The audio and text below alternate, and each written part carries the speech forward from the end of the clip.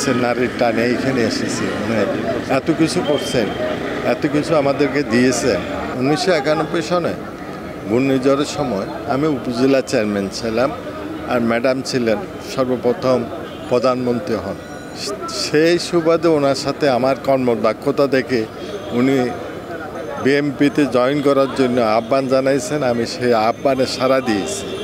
উনি আমাকে মূল্যায়ন করেছেন। আমি তিনবার সংসদ সদস্য হয়েছি বিএমপির থেকে, এবং উনি আমাকে খুব স্নেহ করতেন।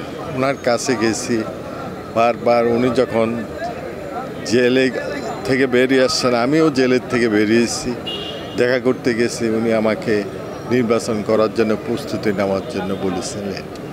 ওনার পাশেই বসা ছিলাম, সব খোঁজ খবর নিয়ে বলছেন নির্বাচনের জন্য প্রস্তুতি নেয়। এইভাবে আর কি সেই নারীর টানে আমি এখানে এসেছি। ওনার এই অবস্থায় ওনার একটু খোঁজ খবর নেওয়ার জন্য, সরজমিনে এসে খোঁজ খবর নেওয়ার জন্য আমি এসেছি।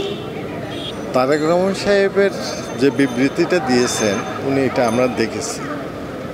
হয়তো কোনো প্রবলেম আছে। প্রবলেমটা একটা হচ্ছে উনি তো রাজনৈতিক আশ্রয়ে লন্ডনে আছে, সেই কারণে হয়তো সেখান থেকে পারমিশন নিতে হবে এবং তাকে আসতে হবে। আবার উনি সে রাজনৈতিক আশ্রয়ে সে সুযোগ হয়তো নাও পাইতে পারেন, সে কারণে হয়তো করছে প্রবলেম আছে। একমাত্র স্মার্ট সিটি বসুন্ধরা, আধুনিকতায় এক ধাপ এগিয়ে। আসছে এখানে খোঁজ খবর নিচ্ছি, সবার সাথে একত্রতা ঘোষণা করার জন্য এবং জানার জন্য। আছে নারীর টানে এইখানে এসেছি। এত কিছু করছেন, এত কিছু আমাদেরকে দিয়েছেন, সন্দীপের জন্য দিয়েছেন, উপকার করেছেন, আমাদের সব কিছু করেছেন প্রধানমন্ত্রী থাকা অবস্থায়। জিয়া রহমান সাহেব সন্দীপটাকে তিনবারে উনি সন্দীপ গিয়েছিলেন।